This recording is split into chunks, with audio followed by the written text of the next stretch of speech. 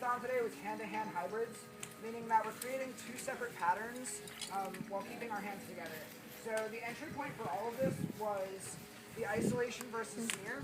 We're taking our dominant hand, is going to be on the back of our waist, and that's going to be doing a 3D isolation around our body, while at the same time, our non-dominant hand is following along with an isolation in the front of our body. So this was the main focus of the class. From here we took it through a bunch of variations. The first one being kind of an entry point for all of them was at 9 o'clock, where we let the hoop that was isolating in our left hand slide out.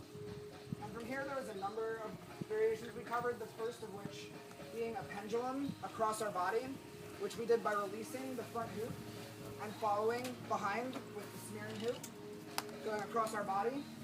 We also talked about using a static grip to change the direction and the pathway of the hoop on a wall plane in front of us. And this is just rotating between having a steady grip on the hoop and releasing between that pendulum at different points in a circle in front of us. We then talked about the cat eye and continuing with that hand-to-hand hybrid, starting all the way on the left, starting the cat eye across our body, keeping our arms fully extended during the cat eye. And of course we can do that in all of the fun directions, not be limited just to linear horizontal. We also talked about doing an extension, as well as doing a three-point triquetra, also known as a three-point anti-spin, while matching. For this one, I like to start at the bottom point of the triangle. For me, that was the bottom right. And keeping with that smear, hitting the three-point anti-spin. Do that on this side as well. One of the last ones that we talked about was going to be just the simple isolation versus extension, also known as just a barrel roll, keeping our hands together. And then finally, the smear versus the two-beat weave. For this, we do change up the smear a little bit so that the plane is a little bit different. Instead of facing directly with the smear, we're turning our body and it's drawing a horizontal figure eight in front of us while matching with the horizontal figure eight of the two-beat weave.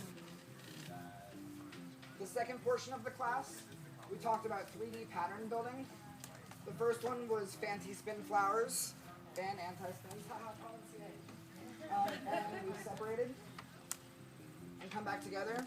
So whatever hand starts on top, after we extend out, is going to then be on the bottom. So hands are switching placement after extending out. And we're drawing that kind of 3D anti-spin pattern. Lastly, we talked about creating 90-degree angles via simple motions such as folds, and then simple sliding of the hoop, creating those 3 patterns there. And then lastly was spinning the hoop.